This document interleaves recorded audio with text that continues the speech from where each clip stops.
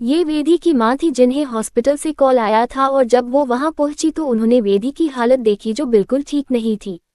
वेदी गहरे सदमे में थी और बस अभय का नाम बड़बड़ाए जा रही थी। उसकी मां ने जब अभय के बारे में उसके दोस्तों से पूछा तो उन्होंने अभय के घर का एड्रेस दिया। गुस्से से तिमतिमाए वेदी की मां राठौर मेंशन चली आई। किसी को यकीन नहीं था। अभय खुद शौक में था। बकवास नहीं, वो मेरा बेटा है जो ऐसी गिरी हुई हरकत बिल्कुल भी नहीं करेगा। सामने एक औरत खड़ी थी, अगर उसकी जगह कोई आदमी ये बात बोलता तो अब तक उसकी हालत गली के कुत्ते की तरह हो जाती। वैभव जी इतने गुस्से में थे उनकी बॉडी में कंपन पैदा हो गई। वेदी की मां रोते हुए, वो लड़की भी तो मेरी बेटी है, एक मां होकर क्यों मैं मेरी बेटी की इज्जत सारे आम उछालूंगी। आप ही बोलिए, अगर आपका बेटा इतना ही शरीफ है तो क्यों मेरी बेटी ऐसी हालत में इसका नाम बड़बड़ा रही है। हाँ, जवाब दीजिए। साधना जी उसे संभालते हुए, देखिए बहन जी, हमें आपकी बेटी के साथ हमदर्दी है, अफसोस है। हम खुद चाहेंगे जिस किसी ने भी ये हैवनियत की है उसे सख्त से सख्त सजा हो, लेकिन मेरा बेटा वो कभी ऐसा नहीं कर सकता। मैं माँ हूँ, उसकी खुद से ज्यादा भरोसा है उस पर। तो मत कीजिए मामी जी, मत कीजिए वरना आप खुद में ही शर्मिंदगी महसूस करेगी। उन सब के बीच आते हुए अक्षय बोला। सब उसकी ओर देखने लगे। बिखरा हुलिया, लाल सूजी आंखें मानो बेचारा कितना रोया हो। वैभव जी कड़क आवाज में, अक्षय क्या बोल रहे हो, तुम्हें कुछ समझ भी आ रहा है? समझ आ रहा है मामा जी, और सबूत देखकर आपको भी सब समझ जाएगा। इस अभय ने ही वेदी के साथ, कहते हुए अक्षय का गला भारी हो गया, आंखों से आंसू जारी हो गए। पर फिर भी वो आगे बोला, मामा जी मैं वेदी से प्यार करता था और जल्दी ही ये बात मैं आप सबको बताने भी वाला था, लेकिन इस अभय ने सब कुछ खत्म कर दिया। क्यों अभय किया तूने ऐसा? तेरी प्रॉब्लम मेरे साथ थी तो तूने वेदी को बीच में क्यों घसीटा? तू जनता था ना मैं उससे प्यार करता हूँ, फिर क्यों झूठ मत बोल अक्षय, वरना यही तुझे दफन कर दूंगा। अभय अक्षय का कॉलर पकड़ दांत पिसते हुए बोला, जिस पर अक्षय उसे धक्का देकर चिल्लाते हुए, अच्छा तो मैं झूठ बोल रहा हूँ तो ये फोटोज भी क्या झूठ बोल रहे हैं? अक्षय अभय के मुंह पर फोटोज मारते हुए बोला। सारे फोटोज यहाँ वहां बिखर गई। वेदी की मां ने फोटोज देखी तो चिल्ला चिल्ला कर रो पड़ी।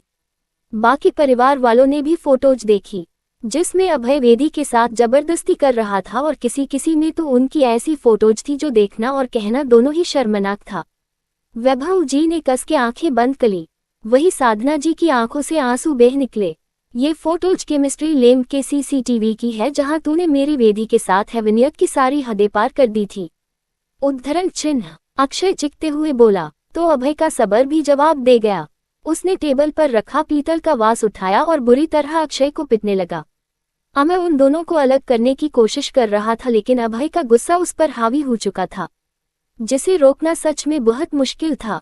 अक्षय के मुंह नाक सिर से बुरी तरह खून निकलने लगा, जो देख सुधा जी चीख पड़ी। दूसरे ही पल तप्पल की आवाज पूरे मेंशन में झांझना उठी, फिर एकदम से सन्नाटा पसर गया। अभय के हाथ से वास छूट गया।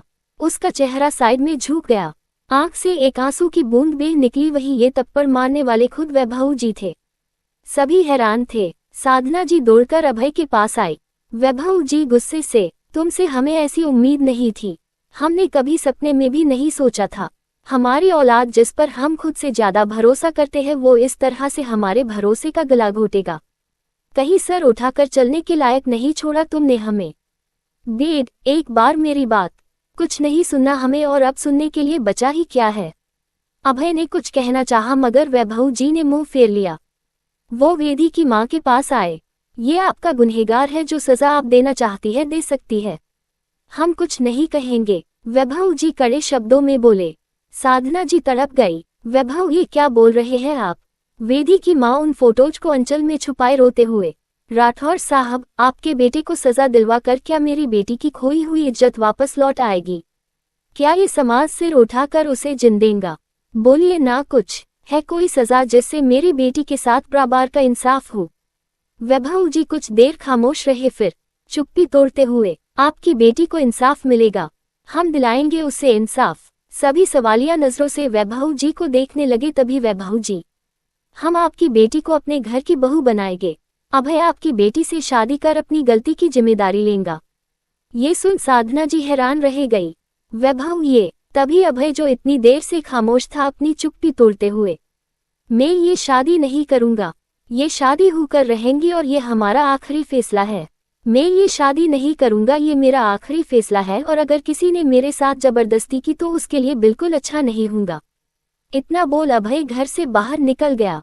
वेदी की माँ और जोर जोर से रोने लगी। वैभव जी धम से सोफे पर बैठ गए। उन्हें तो जैसे यकीन करना मुश्किल हो रहा था। तभी अक्षय उनके घुटनों के आगे बैठ गया और रोते हुए, मामा जी आप टेंशन मत लीजिए, मैं वेदी से शादी कर उसे अपनाऊंगा। मैं उससे बहुत प्यार करता हूँ, वो जैसी है मैं उसे अपनाने के लिए तैयार हूँ। ये सुन वैभव जी, लेकिन बेटा तुम कैसे? अक्षय वैभव जी के हाथ को अपने हाथ में लेकर, मैं उससे बहुत प्यार करता हूँ मामा जी, मुझे उसके पास से कोई फर्क नहीं पड़ता, मैं बस फ्यूचर में उसे अपने साथ चाहता हूँ। उसकी बात बीच में ही काटते हुए सुधा जी, लेकिन मैं किसी की झूठन को अपने घर की बहू कभी नहीं बनाऊंगी, लेकिन मैं शादी करूंगा तो सिर्फ वेदी से, समझिए आप? अक्षय चिल्ला उठा। उसकी जिद के आगे सुधा जी की भी नहीं चली। खैर वेदी की शादी अक्षय के साथ पक्की हो गई। अगले दिन दोनों कोर्ट मैरिज करने वाले थे। खुशी का माहौल कहे या दुखी का, खैर किसी ने भी पूरा दिन कुछ नहीं खाया पिया। वैभव जी तो जैसे गुमसुम से हो गए। वही अभय भी पूरी रात घर नहीं आया। नेक्स्ट डे सभी कोर्ट निकलने के लिए रेडी थे। तभी अक्षय को किसी का कॉल आया। जैसे ही उसने सामने वाली बात सुनी, मोबाइल हाथ से छूट गया। आंखों से झरझर आंसू टपकने लगे। सभी उससे पूछने लगे आखिर बात क्या है, जिस पर अक्षय टूटे फूटे शब्दों में वेदी ने हॉस्पिटल की छत से कूद कर सुसाइड कर लिया। सभी को दूसरा झटका लगा। पूरा दिन निकल गया। वेदी का अंतिम संस्कार कर सभी लिविंग एरिया में बैठे थे, सिर्फ अक्षय को छोड़ के। अंतिम संस्कार के बाद अक्षय कहाँ गया किसी को कुछ पता नहीं था। बदनामी के डर से वेदी की मां ने पुलिस कंप्लेन नहीं करवाई, जिससे मामला उछाला भी नहीं गया। देर रात गए अभय घर वापस लौटा, मगर अंदर घुसते ही उसके चेहरे पर जोर से मुक्का पड़ा। अभय 2 कदम पीछे हो गया। अभय को मारने वाला खुद अक्षय था। वो दूसरा वार भी करने वाला था, मगर अभय ने उसके मुक्के को पकड़ लिया। अक्षय अपने हाथ छुड़वाते हुए, छोड़ दे कमीने, आज मैं तुझे जिंदा नहीं छोड़ूंगा। तेरी वजह से मेरी वेदी मुझे छोड़कर बहुत दूर चली गई। अक्षय रोते हुए बोला, जिस पर अभय उसे एक पंच मारते हुए, बड़ा अच्छा नाटक कर रहा है तू, बहुत अच्छा, लेकिन मेरे सामने ये सब नहीं चलेगा। सब जनता हूँ मैं क्यों करूँगा? सब तेरे जैसे घंटिया और घिनौने नहीं होते अभय। अक्षय भी अभय की आंखों में आंखें डालकर बोला। अभय अब उसे कुत्ते की तरह मारने लगा। सब बीच बचाव करने लगे। तभी वैभव जी अभय 2 से 3 थप्पड़ लगाकर गुस्से से कहते हुए, निकल जाओ यहाँ से डेड। वैभव जी चिल्लाते हुए, चुप, एकदम चुप, आज से और अभी से हम तुम्हें अपने घर परिवार यहाँ तक अपने दिल से भी निकालते हैं। ना मैं तुम्हारा कुछ लगता हूँ और ना तुम मेरे कुछ लगते हो। निकल जाओ यहाँ से। अभय की आंखों में आंसू आ गए।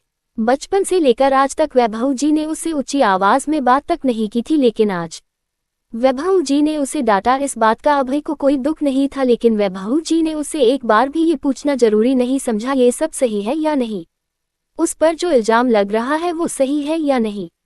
बस चंद फोटोज के चलते ही उसे आरोपी मानकर सजा भी दे दी गई। गुस्से से अभय जो अपने इनोसेंट होने का सबूत लाया था, बिना किसी को दिखाए ही राठौर मेंशन छोड़कर चला गया।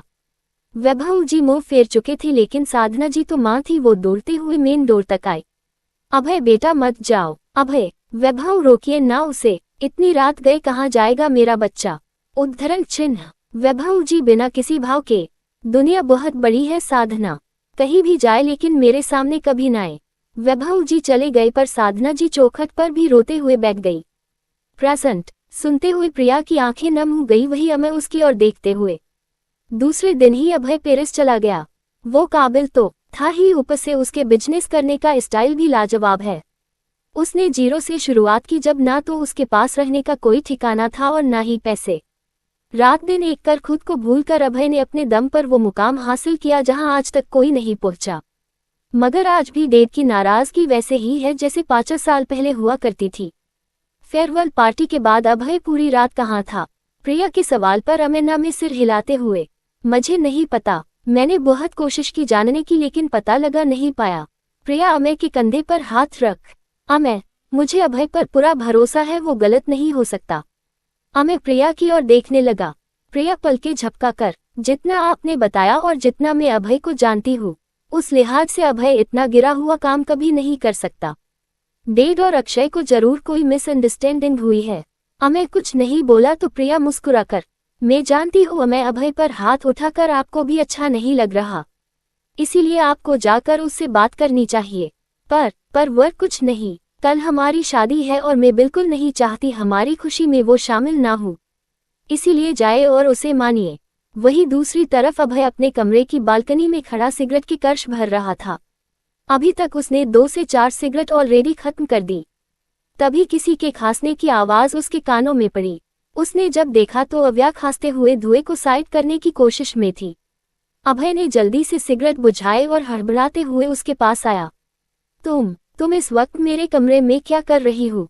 मैं यहाँ लाइट शो देखने आए हूँ। अभय बिगड़ते हुए, व्हाट? बकवास बंद करो और पहले यहाँ से चलो। अभय अव्या को लेकर कमरे में आया, बेड पर बिठाकर उसे पानी का ग्लास देते हुए, पहले पानी पियो। अव्या ने अपनी पिया और फिर ग्लास अभय की ओर बढ़ा दी। अभय उसे घूरते हुए ग्लास टेबल पर रख देता, अपने हाथ बांधते हुए, क्यों आए हो तुम यहाँ? अभय के सवाल का जवाब न देते हुए अव्या नाक बंद कर, आपके मुंह से कितनी गंदी स्मेल आ रही हो। अभय को एम्बेरेस फील हुआ। उसने जल्दी से साइड टेबल का दराज खोला और माउथ फ्रेशर निकाल कर मुंह में डाल लिया। अब बोलो क्यों आए हूँ यहाँ? आपने अक्षय के साथ फाइट क्यों की? अव्या बिना लगालपेट के पूछ लिया, जिस पर अभय बिना किसी भाव के, वो मेरे और उसके बीच की बात है, इसीलिए तुम्हें जानने की कोई जरूरत नहीं। Thank you. अभय ना समझी मैं, थैंक यू फॉर वॉट? अव्या उठते हुए, ऐसे ही दिल बोला आपको थैंक्स करने का, सो कहे दिया। अब मैं चलती हूँ, सो जाए, रात काफी हो चुकी है। अव्या जाने लगी तो अभय ने उसे कलाई से पकड़ते हुए रोक दिया। तुम्हारे तेवर इतने बदले बदले से कुछ समझ नहीं आया। थैंक यू वो भी तुम? उससे बड़ी बात बिना बात के। अव्या आंखें छोटी करते हुए, क्यों मैं किसी को थैंक यू नहीं कर सकती? उम्र कर तो सकती हूँ, लेकिन तुमने मुझे किया, ये डाइजेस्ट करना थोड़ा मुश्किल है। हाँ तो आज बोल रही हूँ ना, थैंक यू फॉर एवरीथिंग। बिना बोले ही बहुत बहुत हेल्प करने के लिए। अव्या मुस्कुराकर बोली तो अभय उसे घूरते हुए, मैं कोई सपना देख रहा हूँ? हम सपना ही है, लेकिन बड़ा ही डरावना है। मेरे सपने में तुम क्यों हो? प्लीज जाओ यहाँ से, मैं तुम्हें बर्दाश्त नहीं कर सकता। अव्या गुस्से से बेड पर रखा कुशन अभय के सीने पर मारते हुए, गलती कर दी, नहीं कहना चाहिए था कोई थैंक यू। अव्या जाने लगी तो अभय उसे रोकते हुए, मिस दीवान क्या है? कुछ नहीं। अव्या और चिढ़ गई। वही अभय मुस्कुरा दिया। अव्या ने गुस्से से पैर पटका और कमरे से निकल गई, लेकिन उल्टे कदम वापस आए। अभय कुछ समझने की कोशिश कर रहा था तो वही अव्या उसे घूरते हुए साइड टेबल के दराज के पास आई। उसमें रखे सारे सिगरेट के पैकेट समेटने लगी। अभय उसे रोकते हुए, ये क्या कर रही हूँ? आपको मारना है तो अकेले मरिए ना, यूं अपने आसपास के लोगों की जान क्यों खतरे में डाल रहे हैं? जानते भी है एक सिगरेट जिंदगी के कितने अनमोल दिनों को खत्म कर देती है। लाइफ मिली है तो उसका शुक्रगुजार होना चाहिए। अभय चुपचाप बस अव्या की बातों को सुन रहा था। अव्या बिना कुछ बोले साइड से निकलकर चली गई। अंकित अक्षय की मरहम पट्टी कर रहा था तो वही अक्षय नफरत से बस अभय के बारे में सोच रहा था। उसके दिमाग में बस अभय के वो शब्द घूम रहे थे, तेरी हिम्मत कैसे हुई उसे हाथ लगाने की? हाँ कैसे हुई? अक्षय मन ही मन, जैसा मैं सोच रहा हूँ कहीं अभय अव्या से, नहीं मैं ऐसा नहीं होने दे सकता। इतनी आसानी से मैं अपनी सोने की चिड़िया ले जाने तो बिल्कुल भी नहीं दूंगा। कुछ करना होगा अक्षय, अब इससे पहले की बात और आगे निकल जाए। भाई हो गया, अब आप आराम कीजिए, मैं चलता हूँ। अंकित धीमे से बोला और कमरे से चला गया। अंकित सारी बातों से अनजान था, क्योंकि 5 साल पहले जो तूफान आया था उस वक्त अंकित हॉस्टल में रहकर अपनी स्टडी कंप्लीट कर रहा था। आने के बाद भी घर वालों ने उसे कुछ नहीं बताया। जब जब अंकित ने जानने की कोशिश की तो कोई ना कोई बहाना बनाकर बात टाल दी जाती। यहाँ अव्या शावर के नीचे खड़ी थी। उसके दिमाग इस वक्त में दोबारा बताया गया अभय का पास चल रहा था, जो अनजाने में ही सही मगर अव्या के कानों तक पड़ गया। अव्या को वो पल याद आ रहे थे जब जब अभय ने उसे इनकम्फर्टेबल होने से बचाया था। ऐसा नहीं हो सकता, अभय कभी ऐसी गरी हुई हरकत नहीं कर सकते। सच्चाई वो जानते हैं, लेकिन अपने गुस्से में अंधे हुए बैठे हैं, जो बिल्कुल ठीक नहीं है। अंकल की नजरों में गिरते जा रहे हैं। उद्धरण चिन्ह। अव्या का दिल कह रहा था अभय इनोसेंट है, उसने ऐसा कुछ नहीं किया, जिस चलते उसे काफी बुरा भी फील हो रहा था। नेक्स्ट नाइट, पहले इसके पीछे गार्डन में एक मंडप। आज अमय और प्रिया की शादी थी। दोनों मंडप में बैठे रस्मों को पूरी कर रहे थे। घर के बड़े भी इसमें शामिल थे, लेकिन छोटों का तो कुछ और ही चल रहा था। एक लड़की छुपते छुपाते अव्या की बगल में आकर खड़ी हो गई। अव्या बिना किसी भाव के, कोई खबर, शिकार दुल्हे को दीजिए गिफ्ट्स के बीच में छुपा है। मुस्कान समोसे खाते हुए, कोई पहचान, सबसे ऊपर रेड बॉक्स, पक्की खबर है। वो लड़की ढेर सारे गिफ्ट में रखे रेड गिफ्ट को देखते हुए एकदम पक्की, खुद अपनी आंखों से सारा तमाशा देखा है। अव्या मुस्कुराते हुए, plan B start now. Group में शामिल सारी लड़कियां अलग अलग दिशाओं में फैल गई। मुस्कान और अव्या एक दूसरे को देखते हुए टेढ़ा मुस्कुराने लगी, तो वही अंकित और अभय चेयर पर बैठे सामने हो रही शादी के मजे ले रहे थे।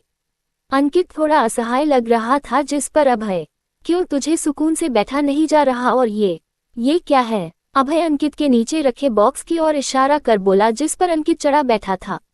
अंकित मुस्कुराते हुए, अरे ये भाई, ये आज के वक्त की सबसे कीमती चीज है। अभय उसे घूरते हुए, बकवास नहीं अंकित। अंकित अभय के कान में धीरे से, भाई कोई मजाक नहीं है, इसमें अमय भाई की जूते हैं, जिसे हमें उनकी सालियों से छुपा कर रखना है। वॉट, तू भाई के जूते लेकर बैठा है? Are you crazy? अभय चिल्ला उठा, जिस पर अंकित हड़बड़ाते हुए, भाई भाई क्या कर रहे हो? दुश्मन आसपास ही घूम रही है, धीरे बोलो ना। अगर उन लोगों के हाथ जूते लग गए ना तो बहुत भारी नुकसान चुकाना होगा, समझे? अभय नासमझी में अंकित को देखने लगा, जिस पर अंकित स्टेज पर रखे गिफ्ट्स की ओर इशारा करता है, जहां कुछ लड़कियां रेड बॉक्स को बाजू में दबाए चुपके से निकल रही थी ताकि कोई देख ना सके। अंकित मुस्कुराकर खुद पर प्राउड करते हुए, उन्हें लगता है उस बॉक्स में जूते होंगे, लेकिन वो भोली भाली लड़कियां ये नहीं जानती ये सिर्फ एक ट्रैप है। असली जूतों का बॉक्स तो हमारे पास है। उद्धरण चिन्ह। इस बात पर ना चाहते हुए भी अभय को हंसी आ गई, जिसे उसने दबा दिया। यहाँ वो लड़कियां मुस्कान के पास बॉक्स लेकर आई। मुस्कान ने बॉक्स खोला तो एकदम से उछलते हुए जोकर ने डरा दिया। मुस्कान के हाथ से बॉक्स छूटकर जमीन में गिर गया। ये कैसे हो सकता है? दुल्हे के भाई को जूते छुपाते हुए मैंने खुद देखा था, वो लड़की बोली जिसने ये न्यूज़ दी थी। मुस्कान की नज़र अंकित पर थी, जो बस मुस्कुराए जा रहा था। ये हमें भटकाने का ट्रैप था, असली जूते का बॉक्स कहीं और है। यहाँ लड़कियां जहाँ जहाँ पॉसिबल हुआ वहाँ वहाँ जूतों को ढूंढ चुकी थी। मुस्कान और अव्या निराशा से, कुछ मिला नहीं। चप्पा चप्पा छान मारा पर कुछ नहीं मिला। पता नहीं आसमान खा गए या जमीन निगल गई। मुस्कान चिढ़ते हुए बोली। तभी घूमते घुमाते अव्या की नज़र अभय पर चली गई।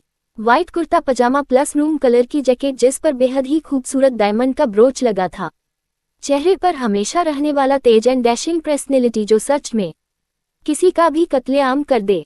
अव्या तो अभय के इस लुक में फ्लैट ही हो गई। अवू कहाँ खो गई? अवू, मुस्कान अव्या को हिलाते हुए बोली तो अव्या अपने सेंस में आते हुए, क्या बोली? यही कि तू कहाँ खो गई थी? तुझे कब से आवाजें लगा रही हूँ?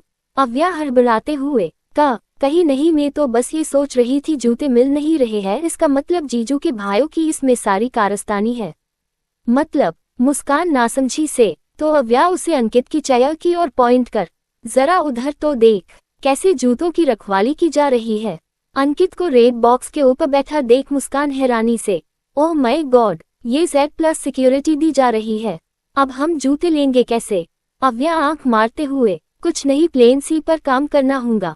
ओके मेरी जान। मुस्कान ने भी एक आंख दबा दी। कुछ वक्त बाद वेटर अभय के पास कुछ ड्रिंक एंड स्वीट ले आया। अभय ने मना कर दिया तो वेटर आगे बढ़ गया, पर तभी उसका पैर खुद में उलझ गया और कुछ ड्रिंक अभय के जूतों पर गिर गई। अभय खा जाने वाली नजरों से उस वेटर को घूरने लगा। वेटर माफी मांगने लगा। अभय उठते हुए, मैं इसे साफ करके आता हूँ। भाई मैं भी चालू? अंकित ने पूछा तो अभय उसे घूरते हुए, कोई जरूरत नहीं है। अंकित का मुंह बन गया। अभय वॉशरूम की ओर बढ़ गया। वही एक और खड़ी अव्या मुस्कान चंद लड़कियों के साथ खुशियां मनाने लगी। अव्या किसी को कॉल लगाते हुए, अब आपकी बारी, प्लीज जल्दी से रेडी हो जाए। Okay boss. ये भाई अभी तक क्यों नहीं आए? अंकित घड़ी में टाइम देखते हुए बड़बड़ाया। तभी पास ही से ओम गुजरते हुए, अरे अंकित तुम यहाँ बैठो और मैं तुम्हें कब से ढूंढ रहा हूँ। आप मुझे ढूंढ रहे हैं, इसकी कोई खास वजह? अभय तुम्हें बुला रहा है, कुछ इन्वेस्टर है जिनसे तुम्हें मिलवाना है शायद। ओह ठीक है, मैं जाता हूँ। हाँ जल्दी जाओ, वो तुम्हारा इंतजार कर रहा है। बोलते हुए ओम चला गया। अंकित उठा लेकिन जूते के बॉक्स को देखते हुए, अब इसे कहाँ रखूं? साथ लेकर गया तो भाई मेरा जुलूस निकलवा देंगे। तब वो अंकित की नज़र अपने पीछे बैठी 2 लड़कियों पर गई। उन्हें देख अंकित, कुछ देर इन्हें संभालने को दे दूं क्या? नहीं नहीं, अगर ये लड़की वालों से मिली हुई तो, पर सबसे ज्यादा जरूरी भाई से मिलना भी है। एक्सक्यूज मी, आप दोनों इसकी तरफ से आए, मीन लड़के वालों की तरफ से? वो लड़की बीच में ही बात काटते हुए, ऑफ कोर्स लड़के वालों को तरफ से क्यों? अंकित मुस्कुराते हुए, क्या आप कुछ देर तक इस बॉक्स का ध्यान रहेगी? एक्चुअली मुझे कुछ काम है। वो लड़कियां बॉक्स लेते हुए, हाँ हाँ क्यों नहीं, आप आराम से जाइए। अंकित खुशी खुशी चला गया। यहाँ ये लड़कियां भी जूते लेकर फरार हो गई।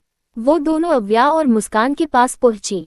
अव्या बॉक्स लेकर उसे खोलकर देखने में बिजी थी तो वही मुस्कान घूरकर उन दोनों लड़कियों को देख रही थी जैसे शादी में खाना नहीं उन्हीं दोनों को फ्राई कर खाने का सोच रही हूँ। अव्या बॉक्स को बंद करते हुए, चलो अब जूते तो हमारे कब्जे में है, अब किस बात की टेंशन नहीं, चलकर शादी एंजॉय करते हैं। सारी लड़कियां चल दी मगर मुस्कान ने उन दोनों लड़कियों को दबोच लिया। वो लड़कियां चिल्लाते हुए, दीदी क्या कर रही है आप? बड़ा हंस हंस कर बात कर रही थी तुम दोनों उनसे। याद रखियो दोबारा उनके आसपास भी दिखाई दी ना तो आंखें निकाल कर कंचे खेलूंगी, समझी? मुस्कान की पकड़ से छूटते ही दोनों पल्ली गली से भाग निकली। यहाँ अंकित घूमते हुए अभय के पास आया। भाई आपने बुलाया? अभय उसे अजीब तरह से घूरते हुए, क्यों, मैं तुझे क्यों बुलाऊंगा? अरे आप मुझे किसी इन्वेस्टर से मिलवाने थे ना। तुझे थकान हो रही है या नशा तेरे सिर चढ़कर बोल रहा है? अब हद साइड में। अरे भाई आपने ही तो बुलाया था मुझे, तभी तो मैं यहाँ आया हूँ। किसने कहा तुझे मैंने बुलाया है? वो ओम। बोलते बोलते अंकित की जुबान रुक गई। वो दौड़ता हुआ उस जगह आया जहाँ उसने उन दोनों लड़कियों के हाथ में जूतों का बॉक्स दिया था। उसी के पीछे अभय। क्यों नहीं है? अभय अंकित पर ताना कसते हुए बोला तो अंकित टेंशन से, ओह शीट, सब गड़बड़ हो गई, मैं उन लोगों के ट्रैप में फंस गया। ओह गॉड, उद्धरण चिन्ह। अंकित की ऐसी हालत देख अभय को हंसी आने लगी। वही सामने खड़ी लड़कियां भी अंकित की ऐसी हालत देख हंस पड़ी और अभय के जूते दिखाते हुए उन्हें चिढ़ाने लगी, जिस पर अंकित और चिढ़ गया। तभी बैकग्राउंड में सॉन्ग शुरू हुआ जिसके साथ ही दूल्हे के सारे दोस्त उठकर चले आए। म्यूजिक। दूल्हे की सालियों ओ हरे दुपट्टे वालियों, जूते दे दो, पैसे ले लो। अंकित पास खड़े आदमी के गले से हरे दुपट्टे को लेकर गले डालते हुए बोला, जिसके जवाब में मुस्कान भी जूतों को दिखाते हुए, दुल्हन के देवर तुम दिखलाओ ना यूं तेवर, पैसे दे दो, जूते ले लो। मुस्कान, अजी नोट गिनो जी अंकित, जूते लाओ। मुस्कान, जिद छोड़ो जी अंकित, जूते लाओ। मुस्कान, फ्रॉड है क्या हम अंकित, तुम ही जानो। मुस्कान, अकड़ू हो तुम अंकित, जो भी मानो। अजी बात बढ़ेगी, बढ़ जाने दो, मांग चढ़ेगी, चढ़ जाने दो। अरो ना ऐसे पहले जूते। मुस्कान चिढ़ते हुए, जूते लिए हैं नहीं चुराया कोई जेवर। अब आए अव्या मैदान में। अंकित पर उंगली पॉइंट करते हुए उसे पीछे धकेलते हुए, दुल्हन के देवर तुम दिखलाओ ना यूं तेवर, पैसे दे दो, जूते ले लो। मगर बीच में ही अभय आ गया जो म्यूजिक को धुन के साथ अव्या को पीछे कदम लेने पर मजबूर करने लगा। तभी अव्या वेटर के पास से कोल्ड ड्रिंक लेकर अभय के आगे करते हुए, कुछ ठंडा पी लो अभय। मूड नहीं है अव्या। दही बड़े लो अभय। मूड नहीं है कुल्फी खा लो अभय। बहुत खा चुके। पान खा लो अभय। बहुत खा चुके। वही मुस्कान अंकित की और रसमलाई की कटोरी बढ़ाते हुए, अजी रसमलाई आपके लिए। अंकित मिठाई की ओर इशारा करते हुए, इतनी मिठाई मुस्कान, आपके लिए। अंकित, पहले जूते। मुस्कान शक्ल बनाते हुए, खाएंगे क्या? अंकित मुस्कुराकर, आपकी मर्जी। मुस्कान तौबा करने की एक्टिंग करते हुए, ना जी तौबा तौबा। किसी बेतुके शायर की बेसुरी कवालियों, दुल्हे की सालियों वो हरे दुपट्टे वालियों, जूते दे दो, पैसे ले लो। सभी एक साथ डांस करने लगे। इतने में ही मुस्कान के हाथ से जूते छूटकर हवा में उछल गए, जो देख अव्या, मुस्कान और बाकी गर्ल्स को आंखें बड़ी हो गई। वही अंकित की आंखों में चमक। वो जूतों पर लपका लेकिन मौका रहते ही मुस्कान ने उसे बाजुओं से पकड़ लिया। वही अव्या भी जूते पकड़ने के चक्कर में उछल पड़ी। जूते तो उसने पकड़ लिए लेकिन खुद को संभाल नहीं पाई। मगर तभी अभय उसे कैच कर लिया। गिरने के डर से अव्या की धड़कनें बढ़ गई। वही अव्या को गिरते देख अभय की सांसें चढ़ गई। जूते अव्या के पास है ये जानकर सारी लड़कियां खुशी से उछल पड़ी। खुद अव्या भी अभय की गोद से ही जूते लहराने लगी। मगर जैसे ही नजर अभय की गुस्से से लाल आंखों पर गई वो डर से कांप उठी। अभय ने उसे नीचे उतरा और अव्या को कुछ कहने का मौका दिए बिना ही सीधा चला गया। अव्या समझ गई कि अभय गुस्से में है, लेकिन क्यों, ये शायद उसके दिमाग से परे था। खैर, यह अमय और प्रिया की शादी संपन्न हुई। दोनों बड़ों का आशीर्वाद लेकर स्टेज पर बैठे थे, तभी सारी लाइट्स ऑफ हो गई। सब परेशान हो गए। तभी एक स्पॉटलाइट बीच सेंटर के ऑन हुई, जिसके साथ म्यूजिक।